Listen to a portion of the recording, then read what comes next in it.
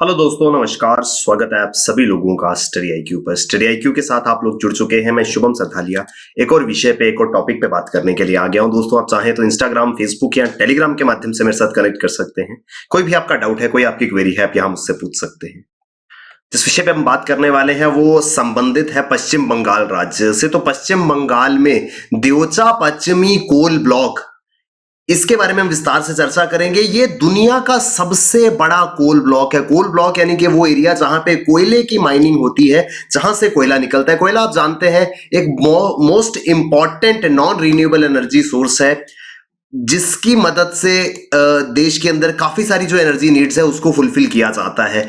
ये कोयला ब्लॉक जो है ये पश्चिम बंगाल के अंदर मौजूद है। ये दुनिया का दूसरा सबसे बड़ा ब्लॉक है कोयले का। इस कोयले के ब्लॉक की माइनिंग को लेकर के बहुत विरोध प्रदर्शन जो है वो पश्चिम बंगाल के अंदर देखने को मिल रहे हैं। विस्तार से समझेंगे क्या वजह है कि इस देओचा पश्चिमी कोल ब्लॉक को लेकर के प्रोटेस्ट हो रहे हैं। दोस्तों, पश्चिम बंगाल राज्य के अंदर आप किसी भी एग्जाम के लिए प्रिपेयर कर रहे हैं, चाहे एसएससी हो, पब्लिक सर्विस कमीशन हो, जनरल नॉलेज का कोई भी एग्जाम जिसके लिए आप पश्चिम बंगाल राज्य के अंदर प्रिपरेशन कर रहे हैं, उसके लिए बेहतरीन स्मार्ट कोर्सेज आपको स्टडी आईक्यू पर मिलेंगे। आप इन कोर्सेज में एनरोल करें। कोई भी कोर्स में आप एनरोल करते हैं, ये कोड शुभ 33, इस कोड का जरूर इस्तेमाल कीजिएगा, क्योंकि इस कोड की मदद से आपको 33% डिस्काउंट्स स्टडी आईक्यू के सभी कोर्सेज पर मिलेंगे। किसी भी कोर्स में आप एनरोल करें, इस कोड को जरूर यूज कीजिएगा। तो पश्चिम बंगाल सरकार का एक बहुत ही महत्वाकांक्षी प्रोजेक्ट जिसका नाम है देओचा पश्चिमी कोल ब्लॉक, ये माइनिंग प्रोजेक्ट है जो पश्चिम बंगाल के बीरभूम जिले में मौजूद है। ये काफी सारी बाधाओं का सामना कर रहा है, क्योंकि इस पूरी की पूरी परियोजना के लिए लैंड एक्विजिशन, भूमि अधिग्रहण में बहुत सारे मुद्दे खड़े हो गए हैं। एक बहुत ही महत्वाकांक्षी परियोजना है जिसके तहत दुनिया का सबसे बड़ा कोल ब्लॉक एलोकेट हुआ है पश्चिम बंगाल को, लेकिन इसकी माइनिंग के लिए जमीन जो एक्वायर करनी है, क्योंकि ये कोल ब्लॉक जो है इसका major area private owned land पर है, जो कि लोगों की निजी जमीन है। अब यहां पर कोयले की अगर माइनिंग करनी है तो उन लोगों से पहले भूमि को एक्वायर करना होगा। तो ये लैंड एक्विजिशन प्रोसेस जो है ये बहुत ज्यादा प्रॉब्लमेटिक जो है वो पश्चिम बंगाल राज्य के लिए बन गया है, क्योंकि लोग जो है वो अपनी जमीन देने को तैयार नहीं है और इस वजह से निरंतर प्रोटेस्ट जो है वो किए जा रहे हैं। पिछले कुछ दिनों में काफी सारे प्रोटेस्ट जो है वो देखे गए, जिसमें लोगों की गिरफ्तारियां हुई और उन पे सीरियस चार्जेस जो है वो भी सरकार द्वारा लगाए गए हैं, जिस वजह से गवर्नमेंट और बीरभूम जिले के जो लोग हैं वो आपस में एक दूसरे को जो है वो एक दूसरे के आमने सामने टकरार में जो है वो आ गए हैं। सरकार चाहती है कि लैंड को एक्वायर किया जाए, लेकिन लोग जो है वो इस एक्विजिशन के खिलाफ है। Deocha Pachami coal block of Birbhum coal field area is world's second largest coal block and is situated in West Bengal. आप समझ सकते हैं कितना ह्यूज पोटेंशियल होगा कि दुनिया का सबसे बड़ा कोल ब्लॉक है, यानी कि अगर माइनिंग होगी तो दुनिया में सबसे ज्यादा मात्रा में जहां से कोल की माइनिंग होगी वो ये इलाका होगा। यानी कि इकोनॉमिकली बहुत ही ज्यादा इंपॉर्टेंट प्रोजेक्ट है, जिस वजह से सरकार इस पर इतना जोर डाल रही है।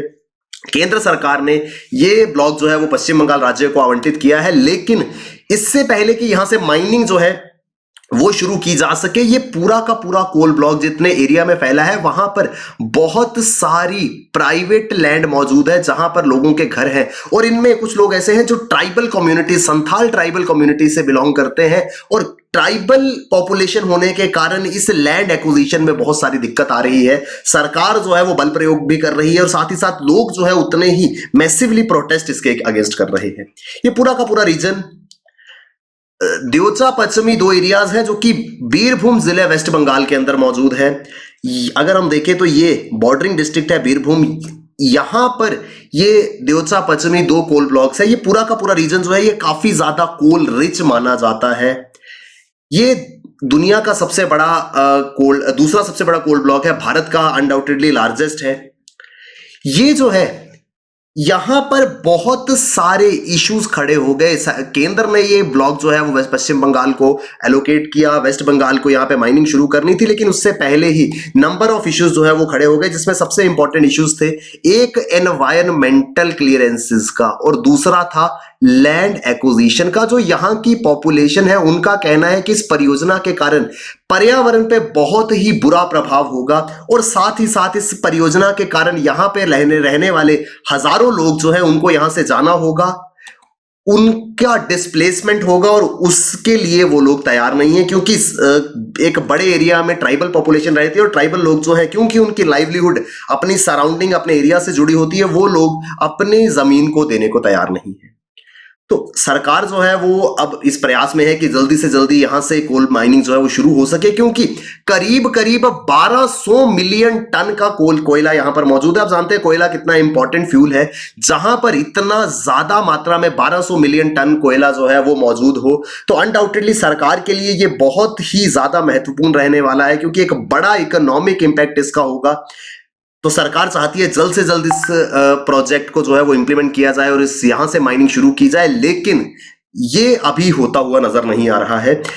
ये रीजन जो है, यहां पर करीब 3000 से ज्यादा फैमिलीज रहती हैं, जिसमें से 1000 से ज्यादा परिवार जो है वो ट्राइबल कम्युनिटीज हैं, जनजातीय समुदाय हैं, आदिवासी समुदाय हैं। अब आदिवासी समुदाय क्योंकि ये वो लोग हैं जिनकी लाइवलीहुड जुड़ी होती है जमीन के साथ, अपने एरिया के साथ में, जो कि अपनी पूरी की पूरी आजीविका जो है वो निर्भर करती है इनके लैंड के ऊपर। तो ये लोग अपनी जमीन देने को तैयार नहीं है, लेकिन सरकार लेना चाहती है, क्योंकि प्रॉब्लम ये है कि ये हजारों की संख्या में जो आदिवासी परिवार है, इन्हें लगता है कि अगर यहां से चले गए तो फिर जाएंगे कहां। सरकार द्वारा इनको मुआवजा भी दिए जाने की घोषणा की है, लेकिन ये उस मुआवजे से भी खुश नहीं है। तो इस वजह से ये पूरा का पूरा मसला जो है वो धीरे धीरे बहुत ज्यादा एक चर्चा का विषय बनता जा रहा है, क्योंकि ये लोग अब लगातार हर रोज प्रोटेस्ट कर रहे हैं। अब प्रोटेस्ट जो है वो वायलेंट भी हो रहे हैं, महिलाएं इन प्रोटेस्ट में शामिल है, और इन लोगों के ये भी आरोप है कि इन प्रोटेस्ट को दबाने के लिए सरकार जो है वो इन ट्राइबल पीपल को, इन आदिवासी लोगों को गिरफ्तार कर रही है, और साथ ही साथ इन पे फॉल्स चार्जेस भी लगाए जा रहे हैं, इन पे झूठे आरोप लगा करके इनको गिरफ्तार किया जा रहा है। ऐसे आरोप इन लोगों ने भी लगाए हैं। यहां पर क्योंकि इस लैंड एक्विजिशन में जो जमीन एक्वायर की जानी है उसमें एक बड़ा हिस्सा जो है वो फॉरेस्ट लैंड का है, जहां पर ये संथाल ट्राइबल कम्युनिटी रहती है। मोस्टली संथाल ट्राइबल्स जो है they have close affinity with land. कोई भी संथाल ट्राइबल ही नहीं, किसी भी जनजातीय समूह की अगर हम बात करें, आदिवासी समुदाय की बात करें, तो जमीन के साथ, जंगल के साथ उनका एक गहरा जुड़ाव होता है। तो इस वजह से वो अपनी जमीन देने को रिलक्टेंट है।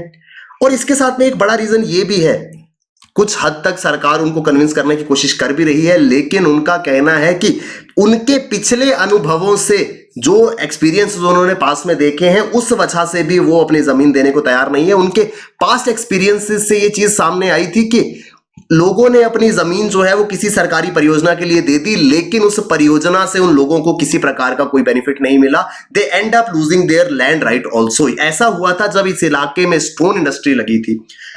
यहां पर stone industry I, stone crushers लगाए गए, जिसमें लोगों की जमीन जो है, खासकर ट्राइबल कम्युनिटीज की जमीन एक्वायर की गई। उनको ये भरोसा दिया गया कि इन प्रोजेक्ट से उनको लाभ मिलेगा, उनको यहाँ पे रोजगार के अवसर मिलेंगे। लेकिन उनका कहना है कि पास्ट एक्सपीरियंसेस में भी ऐसा हुआ था, हमसे जमीन ली गई लेकिन उसके बदले में हमें किसी प्रकार का लाभ नहीं मिला, जिस वजह से वो ज्यादा रिलक्टेंट है अपनी जमीन देने के लिए। उन्होंने कहा था कि इन स्टोन प्रोजेक्ट्स के तहत 1000 से ज्यादा स्टोन क्रशिंग यूनिट्स यहां पर लगाए गए थे, जिनके कारण फायदा तो कोई नहीं हुआ, उल्टा नुकसान ज्यादा हुए। जमीन चली गई और साथ ही साथ पर्यावरण को इतना ज्यादा नुकसान पहुंचा इस इलाके में कि यहां पर आसपास में रहने वाले लोगों को बहुत सारी बीमारियों का शिकार होना पड़ा। अब सिचुएशन वही है कि दूध का जला छाछ भी फूक फूक करके पीता है, क्योंकि उनके साथ ऐसा ऑलरेडी हो चुका है। डेवलपमेंटल प्रोजेक्ट के नाम पर उनसे जमीन एक्वायर की गई, ना उसका कोई बेनिफिट मिला, उल्टा उसके नुकसान उनको एनवायरमेंटल इश्यूज के रूप में झेलने पड़े, जिस वजह से ये पूरा का पूरा मसला जो है वो अब काफी ज्यादा चर्चा में आया हुआ है।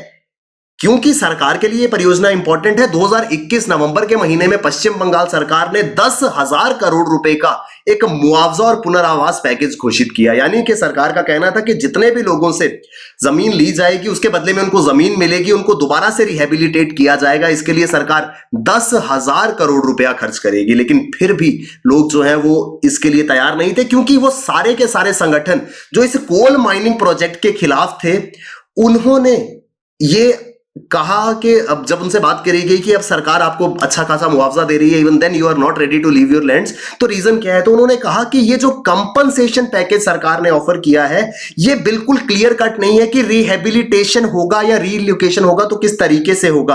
प्लस एक बड़ी इशू जो है वो उन्होंने यहां पे आइडेंटिफाई किया कि जो ऑफिशियल डॉक्यूमेंट पश्चिम बंगाल सरकार की तरफ से सोशल मीडिया पर देखने को मिल रहा था, जिसमें यह बात कही गई थी कि 10,000 करोड़ रुपए का पैकेज दिया जाएगा, उस पे किसी का सील या अप्रूवल नहीं था। यानी कि वहां उस डॉक्यूमेंट के ऊपर किसी प्रकार का कोई अप्रूवल सरकार की ओर से नहीं था। तो यह भी हो सकता था कि ये एक फेक डॉक्यूमेंट हो जो सर्कुलेट हो रहा हो और इसके भरोसे अगर लोग अपनी जमीन देने को तैयार हो जाते हैं, अब एट द एंड उन्हें कुछ भी ना मिले। तो ये एक बड़ा इशू जो है वो ऑर्गेनाइजेशंस के द्वारा बताया गया। ये वो ऑर्गेनाइजेशंस थी जो इस कोल माइनिंग प्रोजेक्ट के अगेंस्ट प्रोटेस्ट कर रहे थे।